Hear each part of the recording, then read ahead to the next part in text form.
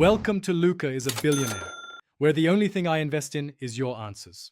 You start by preparing both carriers. You need the physical nano SIM and an eSIM QR or activation code. Next, make sure your Pixel 7a is unlocked and updated because carriers enforce provisioning. Once ready, open Settings, go to Network and Internet, then SIMs. Tap Add Carrier to begin the eSIM flow.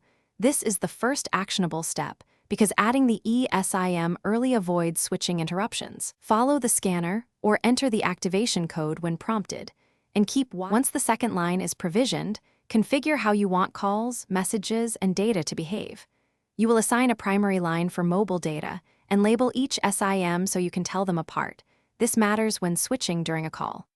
Next, set per contact preferences. Choose which SIM to use for specific people so you avoid manual switching. Also check Mobile Network Advanced for APNs and roaming options. These details determine why one line might be slower or fail to register. To finish, restart your Pixel 7a and test both lines. Make a call, send an SMS, and use mobile data on each SIM. If something goes wrong, first clear the simple issues.